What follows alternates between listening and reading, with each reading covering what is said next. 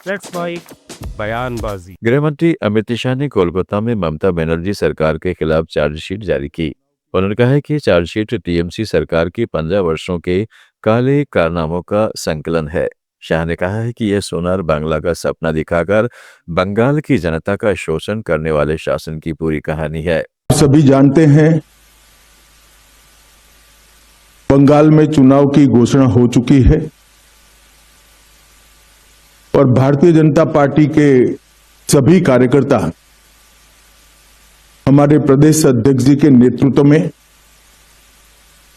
बंगाल में भारतीय जनता पार्टी की सरकार बनाने के लिए बड़े आत्मविश्वास के साथ चुनावी मैदान में उतरे। हमारे विपक्ष के नेता श्री शुभेंदु अधिकारी जी ने भी चुनाव के पहले ही पूरे बंगाल का दौरा कर बंगाल में फैली अव्यवस्थाएं, अराजकता और आर्थिक बदहाली और विशेषकर घुसपैठ के मुद्दे को बंगाल के जन जन तक पहुंचाने का काम। मित्रों, बंगाल का ये चुनाव बंगाल के लिए तो महत्वपूर्ण है ही है, परंतु पूरे देश के लिए महत्वपूर्ण। पूरे देश की सुरक्षा बंगाल के चुनाव के साथ एक प्रकार से जुड़ी है। असम में भारतीय जनता पार्टी की सरकार बनने के बाद असम से घुसपैठ कमोबेश समाप्त हो गई।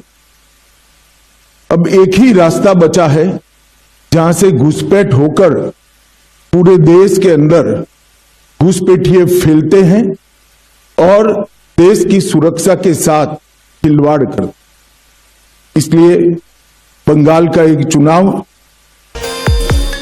उधर मुख्यमंत्री ममता बनर्जी ने चेतावनी दी कि अगर भाजपा सत्ता में आई तो बुलडोजर चलाकर सब कुछ तबाह कर देगी। मुर्शिदाबाद के रघुनाथगंज में रामनवमी जुलूस के दौरान हुई हिंसा की घटना पर उन्होंने आरोप लगाया कि भाजपा ने दंगे भड़काए और पुलिस अधिकारियों के तबादले कर राज्य प्रशासन को कमजोर किया है। सीएम ने कहा है कि वे चुनी हुई मुख्यमंत्री हैं, लेकिन उनके सारे अधिकार छीन लिए गए हैं। এটা কি মজাক হচ্ছে? क्या हो रहा है? लक्ष्मण का एक रेखा होता है जिसको लक्ष्मण का गंडी बोलता है। सीता देवी को कहा गया था आप लक्ष्मण गंडी पार मत करो। BJP is crossing all the limits. First supplementary list কোথায় গেল? নরেন বলল 1 কোটি, আমি বলবো ওটা বলেছিল 1,20,00,000 আর আমি মিলিয়ে দিচ্ছি সংখ্যাটা। প্রথমেই 58 লক্ষ বাদ হয়েছে, মানে প্রায় 60। সেটা খোলাই হয়নি। তারপর 60 লক্ষ লজিস্টিক্যাল ডিসক্রিপেন্সি, মানে কি? राजस्थान के पूर्व मुख्यमंत्री अशोक गहलोत ने इंतजार शास्त्र चैप्टर 6 में आरोप लगाया है कि भाजपा की खेल विरोधी सोच ने राजस्थान का नाम डुबो दिया। उन्होंने जयपुर में बनने वाले दुनिया के तीसरे सबसे बड़े क्रिकेट स्टेडियम का मुद्दा उठाया और आरोप लगाया कि यह प्रोजेक्ट भाजपा सरकार की लापरवाही की भेंट चढ़ गया है।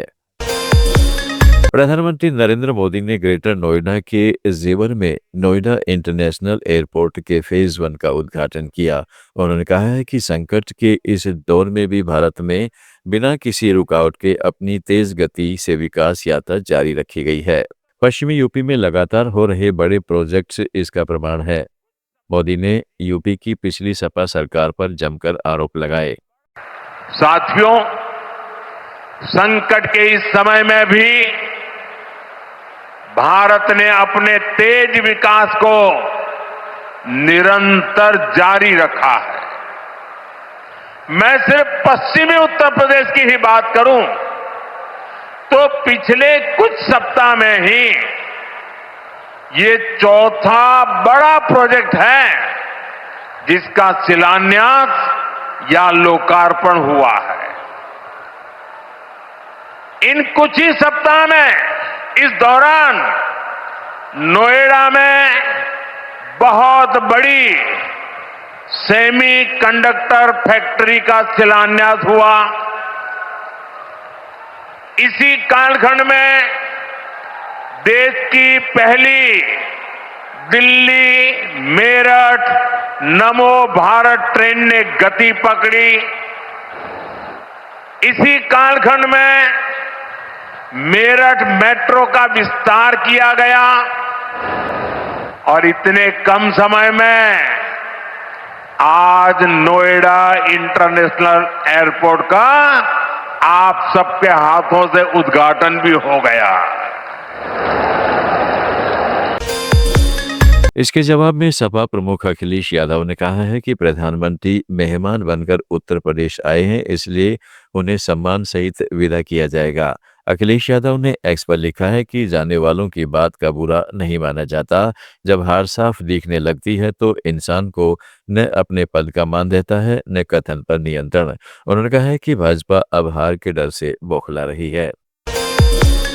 आरटीआई कार्यकर्ता अंजलि भारद्वाज ने पीएम केयर्स फंड पर गंभीर सवाल उठाते हुए कहा है कि इसमें इलेक्टोरल बॉन्ड जैसी ही गोपनीयता है। उन्होंने बताया कि एक जापानी कंपनी ने महाराष्ट्र में अपने दोबारा उत्पादन शुरू करने की अनुमति मिलने के ठीक बाद इस फंड में डाल दिया। पीएम केयर्स फंड में जिस तरह से गोपनीयता आज हम देख रहे हैं, ऐसी ही गोपनीयता इलेक्टोरल बॉन्ड स्कीम में भी थी और उसमें भी ये कहा गया था कि कोई कितने भी करोड़ों रुपए किसी भी पॉलिटिकल पार्टी को इलेक्टोरल बॉन्ड्स के थ्रू दे दे, किसी को मालूम नहीं पड़ेगा। और उसमें जब सुप्रीम कोर्ट ने कहा कि सारी सूचना आप सार्वजनिक करिए, तो सामने पूरा एक तरह से भ्रष्टाचार का पटारा खुल गया था।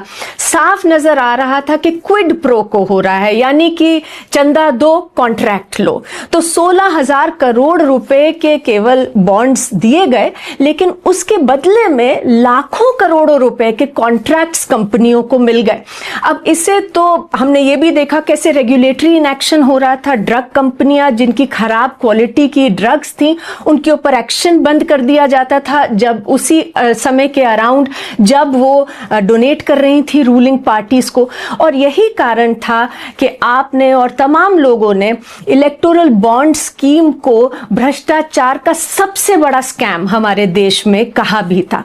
अब यही सवाल पीएम केयर्स पर भी खड़े हो रहे हैं, क्योंकि सरकार कह रही है कि पीएम केयर्स फंड का जो ट्रस्ट है वो तो सरकार के कंट्रोल में है ही नहीं। उसे कंट्रोल करने वाले हैं प्रधानमंत्री, गृह मंत्री, वित्त मंत्री, रक्षा मंत्री, मतलब जो सारे रूलिंग पार्टी के नेता हैं।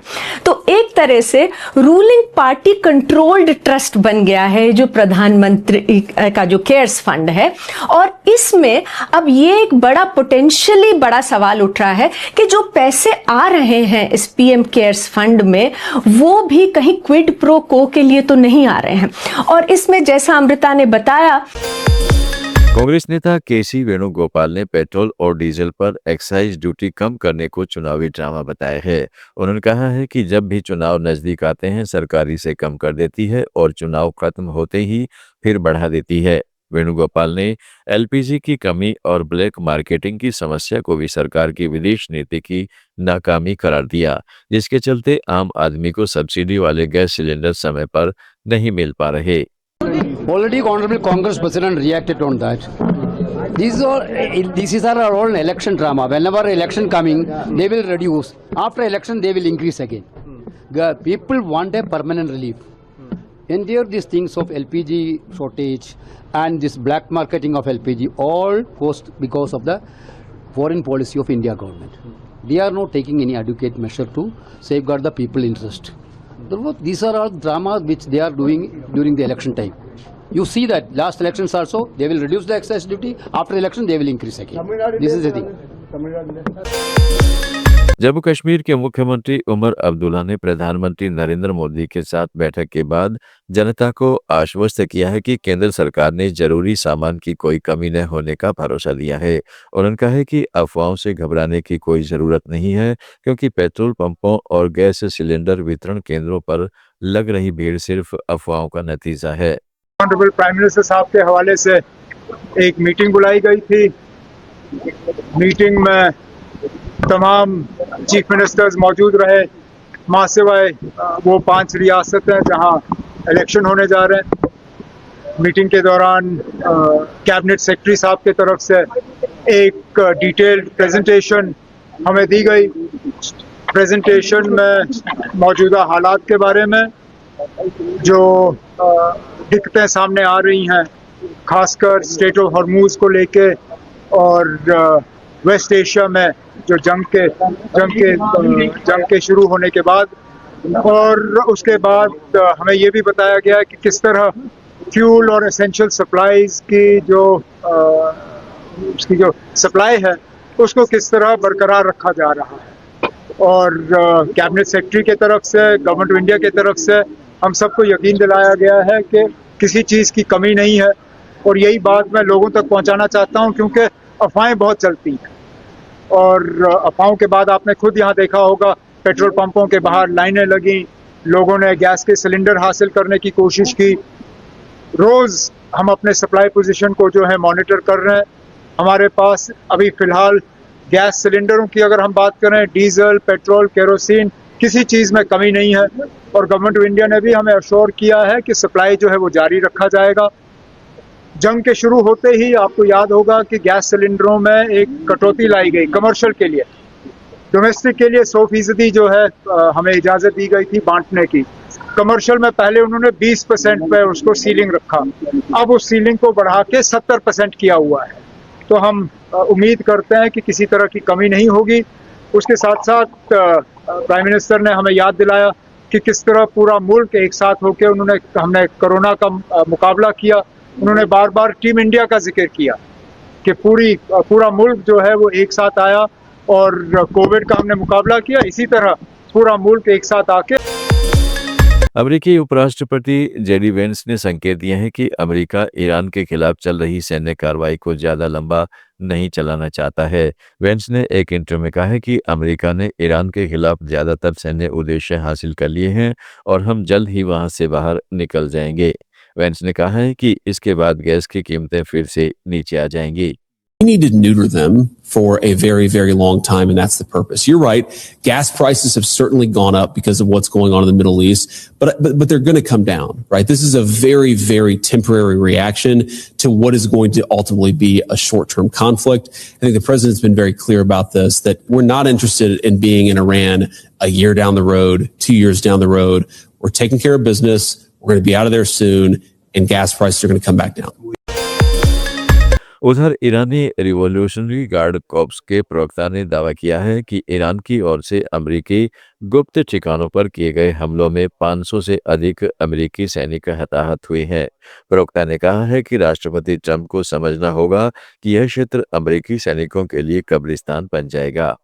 قبلا هشدار داده بودیم که ارتش متجاوز آمریکا به دلیل هجوم مقتدرانه نیروهای مسلح و نابودی پایگاه‌های خود در منطقه فراری شده و در خارج از پایگاه‌های خود مخفی شدند. در ساعات گذشته دو مخفیگاه آنها به ترتیب در مخفیگاه اول بیش از 400 نفر و در مخفیگاه دوم بیش از 100 نفر در دبی پنهان شده بودند که هر دو مکان شناسایی و مورد هجوم موشک‌ها و پهپادهای نقطه زن دلاور مردان نیروی هوافضا و نیروی دریایی سپاه پاسداران انقلاب اسلامی قرار گرفتند که تلفات بسیار سنگینی بر آنها وارد گردید.